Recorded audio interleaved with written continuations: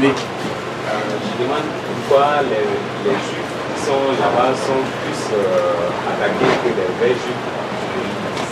Non, les mêmes événements se passent. C'est en 1900 combien? En 1979, il y avait une guerre civile sur le Tchad, non? N'est-ce pas? Ça a commencé ici d'abord, avant d'aller. Et là-bas, qu'est-ce qui s'est passé? À Jérusalem, là-bas, qu'est-ce qui s'est passé? Les nations avaient failli écraser carrément Jérusalem. Non, c'est pas une guerre de 6 jours, c'est pas ça encore. Il y a une guerre du jugement. C'est ce jugement-là que nous avons subi. Guerre civile, là, vous avez vu ce qui s'est passé au sud.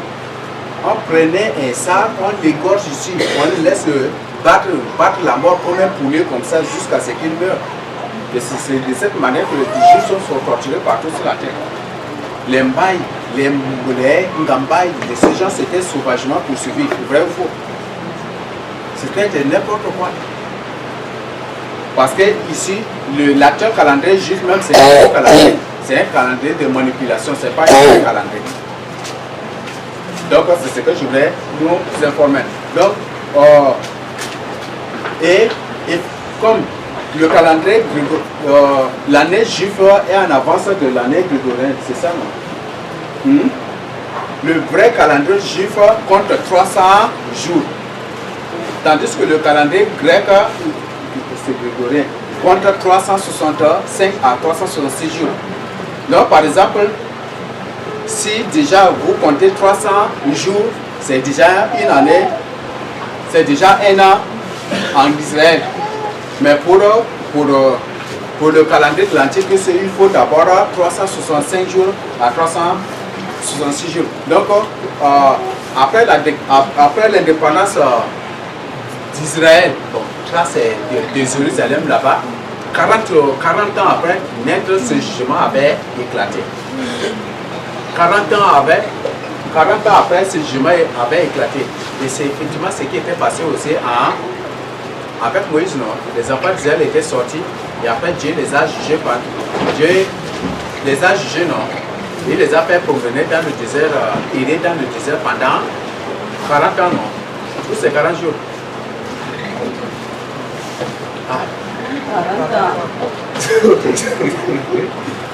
Ok, il y a des gens qui ne prennent pas le temps pour méditer la parole de Dieu. Ils font la lecture, la parole de Dieu comme la lecture d'un roman et c'est ce qu'ils font. Donc c'est ce qui était passé. Donc cette guerre civile avait commencé ici et directement après les nations. C'est l'Égypte avec quel pays? L'Égypte avec Syrie ou c'est Irak, c'est avec Syrie, non? Qui se sont entendus pour aller, ils ont combattu Israël jusqu'à pour entrer, pour aller même ils voulaient entrer à Jérusalem carrément. Et c'est Dieu qui avait, selon le témoignage, c'est Dieu avec les anges qui avaient intervenu pour arrêter ces gens-là.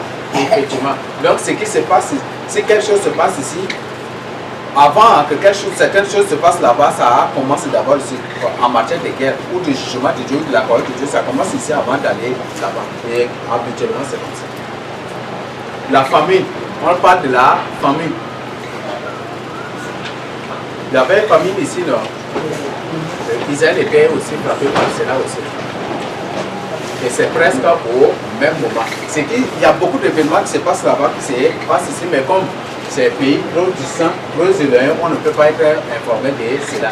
On voit qu'il faut suivre certaines des informations qu'il donne ou certains témoignages des vraies victimes pour comprendre aussi. Oui.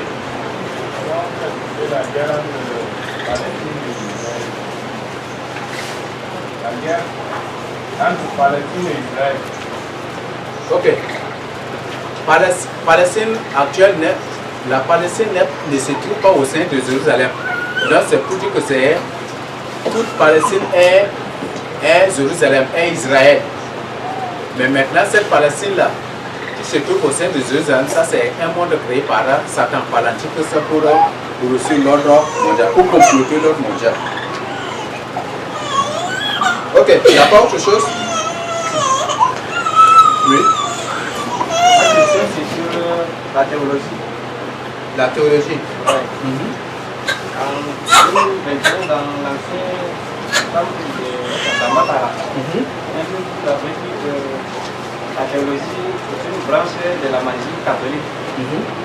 Et tout à l'heure, vous disiez que la théologie ne reconnaît pas qu'Israël est ici. Alors, je voulais savoir, est-ce qu'il y a plusieurs sortes de théologie? Est-ce que la Bible même... La théologie est d'abord d'origine catholique. Oui. La théologie est d'abord d'origine catholique. Et par la suite, pour diaboliser les choses, mais tu peux créer quelque chose et après créer des branches, non? Vrai ou faux? Quand par exemple tu crées une association nationale, tu vas créer des cellules aussi, non? Les cellules sont des branches ça fait partie, font partie de l'association, non? Voilà, tu ne me comprends pas. Par exemple, tu crées une association. Bon, par exemple, association des éleveurs du Tchad. Ça, c'est une association nationale, n'est-ce pas? Tu dis que c'est au plan national, n'est-ce pas? Mais au sein du Tchad, il y a des villes, il y a des régions, il y a des villages, il y a des préfectures, il y a des sous-préfectures. Et là, absolument, tu dois aussi y créer des cellules, n'est-ce pas? Et c'est selon aussi les milieux, selon les contrées, selon aussi le nombre des éleveurs qui s'y trouvent. Mais pour l'Antichrist, lui, il a diabolisé les choses. Là, pour dire que la théologie est d'abord d'origine catholique. Et maintenant, au sein de la théologie, l'Antichrist, pour mieux avoir les gens, ils ont créé ce qu'on appelle le pentecôtisme. Ils se sont basés sur lui, comme la Bible dit, c'est Luc 3. C'est Luc 2, non? Ils se sont basés sur cela pour créer la théologie pentecôtiste, pour créer ce qu'on appelle la théologie évangélique, pour créer ce qu'on appelle la théologie de baptiste, pour créer les différentes formes de théologie. Parce que les mêmes formations à baptiste, ce n'est pas la même formation aussi dans assemblée. Ils forment les gens selon leur doctrine. C'est ça, non? Ils forment les gens par rapport aux doctrines. Donc la théologie est créée par un catholique, mais maintenant au niveau de formation, c'est selon les doctrines. Donc ils ont créé diaboliquement ici et là pour former les gens selon les doctrines, selon leur... Alors que la doctrine de Dieu, c'est la vérité, la sanctification et la sainteté. C'est la Bible. Mais eux maintenant, ils créent d'autres doctrines. Ils créent d'autres choses pour enseigner. Pour le but de tout cela, créer le vrai, créer le faux, créer le mélanger pour aboutir à l'ordre matière, pour imposer et pour faire tout pour attendre pour aboutir à l'ordre matière. Ma conclusion là, c'est carrément dans la Bible. Ici, c'est traduit d'après les textes originaux hébreux et grecs par Louis II, docteur en théologie. Mais là, lui, il n'a fait que traduire seulement. Lui, il n'a pas. Est-ce que c'est lui qui a écrit la Bible? Hein? C'est un docteur en théologie. C'est ça, non? La théologie est d'origine catholique. La théologie, c'est créé par Satan. La théologie est d'origine catholique. Donc, et c'est après d'abord, parce que même là, la plupart des professeurs de l'époque, c'était des catholiques. Non? Ce sont des gens qui étaient dans le catholicisme, formés dans le catholicisme. Par exemple, le Martin Luther. C'est une personne qui est une grande personnalité du catholicisme. Et c'est après qu'il est sorti, mais au lieu d'abandonner ce truc, il n'a pas abandonné. Et lui, au lieu de rejeter, d'abandonner ce truc, lui, il a modifié seulement la forme. Et c'est toujours les Dieux catholiques qui continuent avec lui. Mais lui, il n'a fait que traduire seulement, lui, il n'a pas écrit la Bible. Est-ce qu'on se comprend? Donc les grands, on dit les grands théologiens ou les grands, voilà, les révolutionnaires ou ce sont les révolutionnaires, ou les appelle les protestants de l'époque. Ce sont des catholiques, ce sont des gens qui étaient avant des catholiques. Et quand ils sont sortis, au lieu de rejeter maintenant ce qui est catholique, eux ils ont gardé, mais tout en modifiant la forme pour dire que voilà, c'est ça notre doctrine. Alors que c'est au niveau maintenant de nomenclature ou Au niveau de la forme, on trouve que c'est un peu différent, mais au niveau du fond, c'est le fond vient où la racine vient d'où. C'est toujours du catholicisme, mais c'est ce qui se propage jusqu'aujourd'hui. Donc je ne sais pas si tu as compris.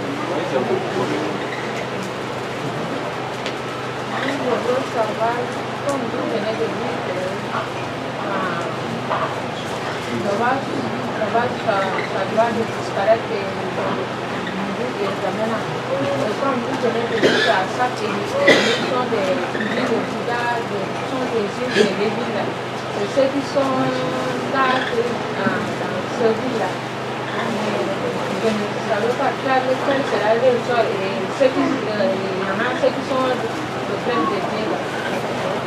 Ceux qui sont De plein de Dieu. ceux qui vivent dans la crainte de Dieu. Qu'est-ce qui va les... Quel sera leur sort? Si tu vis dans la crainte de Dieu là, Dieu a clairement dit que tu seras enlevé. Si tu acceptes le Seigneur Jésus-Christ pour vivre dans sa crainte, tu seras enlevé. Mais si tu acceptes le Seigneur Jésus-Christ, bon, si tu n'acceptes pas le Seigneur Jésus-Christ et que toi tu observes la Torah, tu seras laissé. Oui. Parce que l'observation de la parole de Dieu sans le Seigneur Jésus-Christ, c'est une illusion. Donc tu vas être laissé et c'est en ce moment que tu vas voir aussi, tu vas voir l'accomplissement de ces choses-là. Et si tu acceptes le Seigneur Jésus-Christ et que tu mènes une double vie, tu fais ta volonté, mais pas celle du Seigneur Jésus-Christ. Le Seigneur dit, mène une vie de sanctification et toi tu lui dis non. Toi tu as dit dans ta parole que c'est la grâce, par la grâce que je suis sauvé. Si tu refuses de l'obéir aussi, il va te laisser et c'est en ce jour que tu vas voir aussi l'accomplissement de toutes ces choses. Ça va? Ok. Il n'y a pas de question? Cela, moi j'ai déjà fini ma première partie. Autre preuve tenue des histoires des ultra-orthodoxes. Les ultra-orthodoxes, nous, c'est quoi là-bas, ils appellent? Les ultra ou orthodoxes d'abord bien. Oui. Vous avez vu la tenue?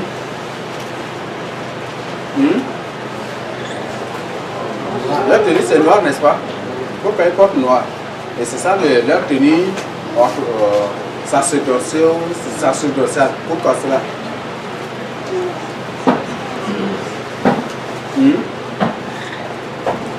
Pourquoi les rabbins, ces gens, tous ces gens-là portent ces costumes là? Ces costumes noirs avec un truc noir sur la tête. Pourquoi ils portent ça?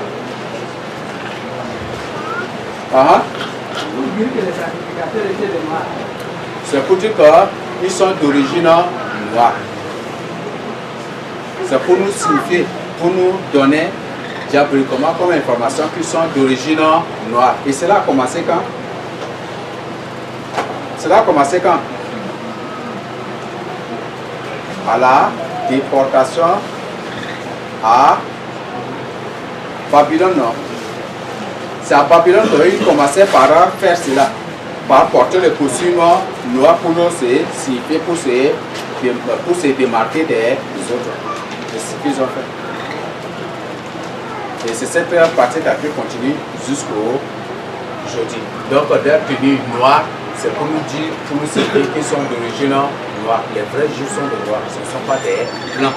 Et comme on a déjà vu, on a déjà découvert à partir de jeudi, quand on te dit que tu es un juif, il ne faut plus maintenant voir la couleur de ta peau.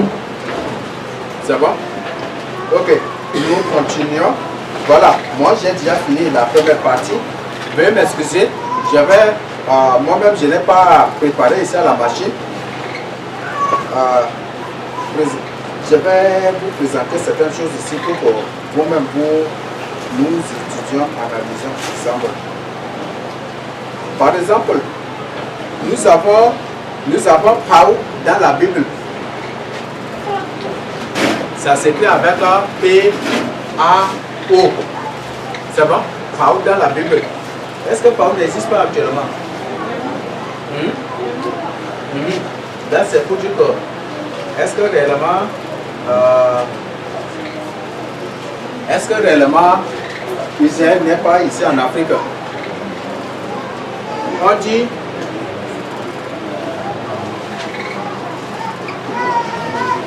Donc ceux de Pau, ce sont des descendants, ce sont des fils ou les descendants de Pau qui est de qui? Son nom c'est Moussa.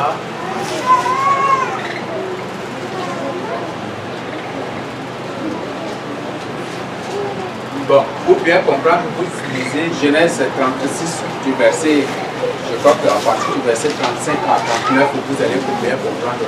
Donc voilà, nous avons Pau qui existe actuellement. J'ai recensé beaucoup de villes ici, malheureusement que je n'ai pas pris. Nous avons Tabaï, Saleh, Mahon. Aha, nous avons Mahon ou Maho de la Bible.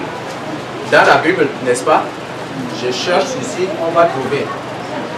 Mahon de la Bible est devenu Mao. Mao. Où c'est Mao, non? Mao. C'est une ville du Tchad, non? Ça c'est tout court. Parce que ici, ce que je voudrais que nous comprenions, certaines villes dans la Bible, certains noms, il ne s'agit rien que de problèmes linguistiques. Par exemple, on, parfois on écrit seulement O pour représenter on, ou parfois on écrit O et N, parce que là il s'agit d'études linguistiques. Est-ce qu'on se comprend? Par exemple, Pau ici c'est écrit avec P-A-U, tu ne vas pas lire Po, non c'est pas Po, c'est Pau. C'est Pau, donc c'est ça. Donc quand tu lis Po, c'est autre chose, ça c'est pas ça. Donc il s'agit de, c'est une transcription phonétique qui est juste présentée ici. Donc c'est des informations que je nous donne. Donc Mao c'est son vrai nom biblique, c'est Mao, c'est pas Mao. Mais effectivement, le O aussi en linguistique se prononce aussi on, non? Hein? Il y a déjà qui ont fait la linguistique, n'est-ce pas? Oui, il n'y a personne qui a fait. Si un linguiste ici, il va vraiment nous aider dans ça. Il va lui-même nous décortiquer. Donc le O en linguistique se prononce aussi on dans certains cas. Et ça se prononce aussi or. Bon, le O, il y a c'est selon aussi les points là. Comment on appelle ça? Bon, je vais m'excuser, j'ai oublié. On continue. Nous avons une ville encore.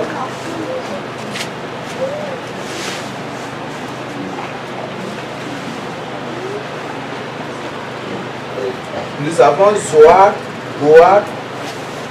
Nous avons Zoar, je crois que j'ai déjà présenté. Nous avons Mara, on a déjà présenté. Il y a des... Bon, ça c'est que j'ai pris sur le téléphone parce qu'entre temps, il n'y avait pas possibilité.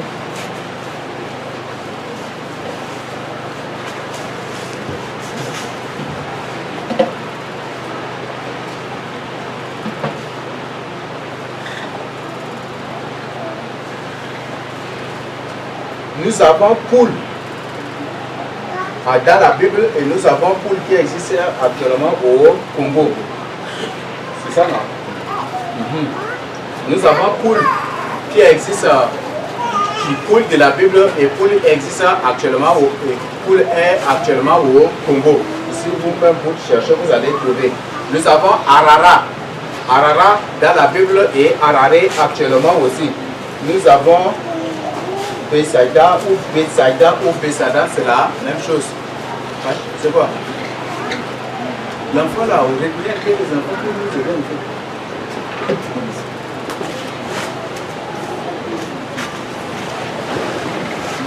Nous avons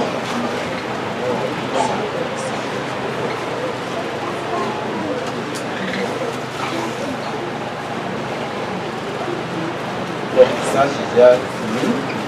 On va pour le troisième ici. Pour Guérard, j'ai déjà expliqué, non? Ah? Ok.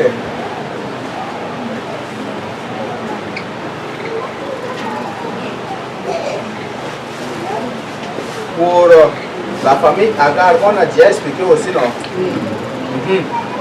Maintenant,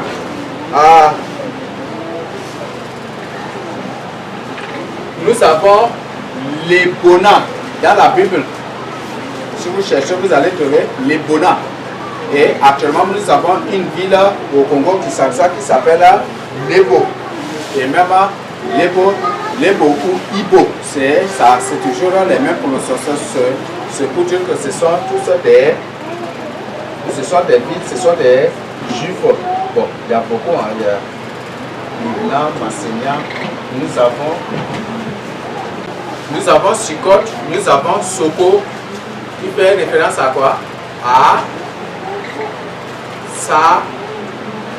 Sako, Soko, Sako, ça fait référence à cela. On dit que c'est une ville de Juda.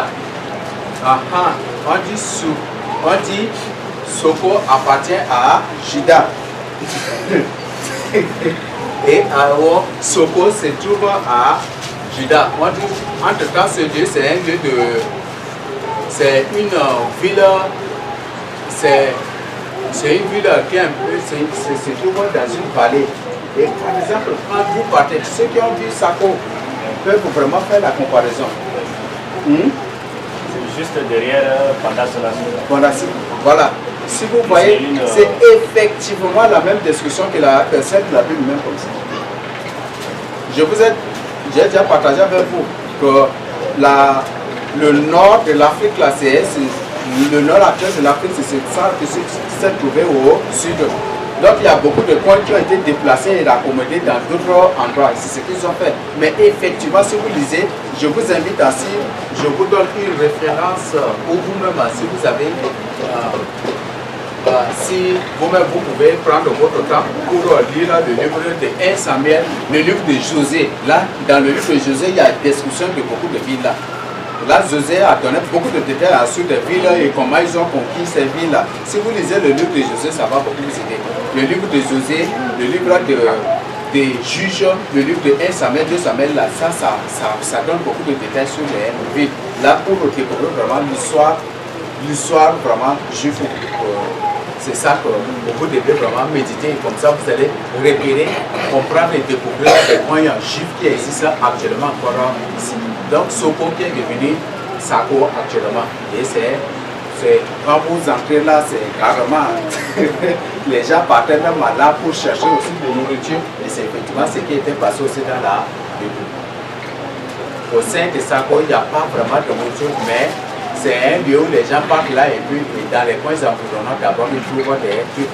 Et ceux qui font le commerce, moi avant je faisais le commerce et j'ai vu ces choses là et ce qui m'a aidé à comprendre et à découvrir, à faire la comparaison et j'ai découvert. Donc c'est ce mot là qui est devenu aujourd'hui ça. C'est bon? Quoi? Sokoto. Là c'est où? De Poussiri. Il y a Sokoto aussi. Sokoto.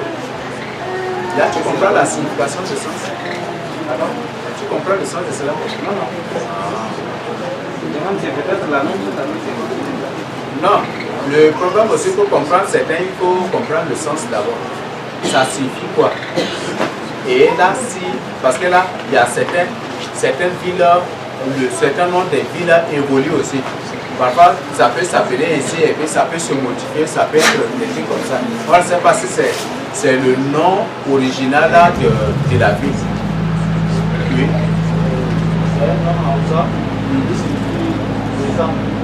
Descente. Là, c'est une confirmation parce que là, la Bible dit aussi que c'est dans une vallée. Et quand on parle de vallée, on parle d'une descente aussi. Et effectivement, quand vous partez aussi à Sako, c'est la même chose. On ne sait pas si ce soit c'est même point et ils ont séparé technologiquement, on ne sait pas aussi. Comme ils ont séparé Jérusalem de la Judée actuelle. C'est bon? Il y a pas autre chose?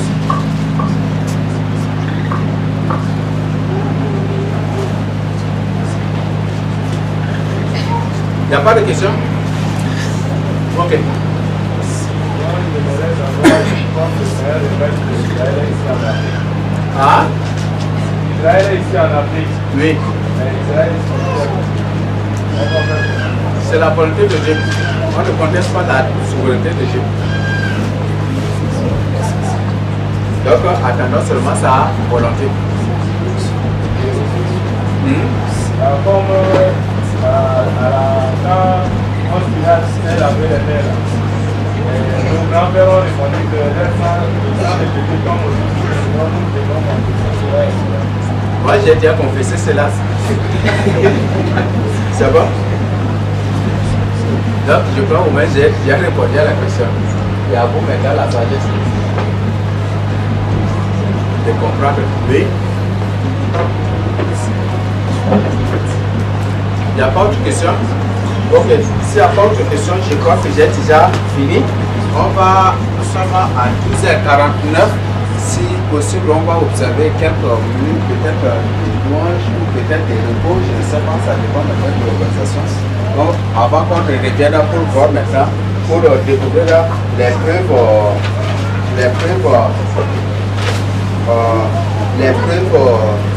tribales, ethniques, les preuves politiques, les preuves militaires, nous avons ces preuves aussi, et les preuves coloniales, tout cela, nous allons découvrir ça après. Donc on va observer, peut-être là ça dépend maintenant du dirigeant, et après on va continuer la suite après. C'est bon? Ok, donc voilà des villes bibliques qui existent dans leur position exacte avec la même signification, et certains ont subi certaines modifications aussi. Il y a beaucoup d'autres points, mais comme les noms, à chaque fois qu'un tel gouvernement arrive, il change le nom d'une ville, il change le nom d'un village, il change administrativement, c'est ce qui fait que ça devient un peu compliqué de repérer certains points. Mais sinon, si on connaît les noms originaux des villes, des villages, des trucs, si on connaît vraiment leurs noms originaux, ça va vraiment nous aider à comprendre et à situer vraiment aussi à connaître toutes les positions géographiques des croyants, des Israélites. Mais aujourd'hui, nous avons déjà découvert une grande partie des maintenant. À nous maintenant de faire un pas. Et c'est pas le Seigneur Jésus-Christ, comme nous allons voir après, c'est ce que Zacharie 11 dit. Le peuple doit se rassembler. Le peuple doit se rassembler pour le jugement des nations. Donc, c'est ce que le Seigneur a ordonné. Et Zacharie 11 même est clair. C'est au temps de la grâce là qu'il y aura union entre Juda et Israël.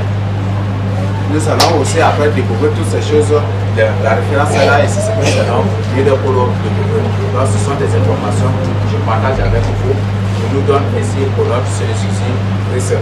Amen. Je ne sais pas si une personne a quelque chose d'urgence à partager avec nous. Et s'il n'y a pas aussi, je laisse le bâton au dirigeant.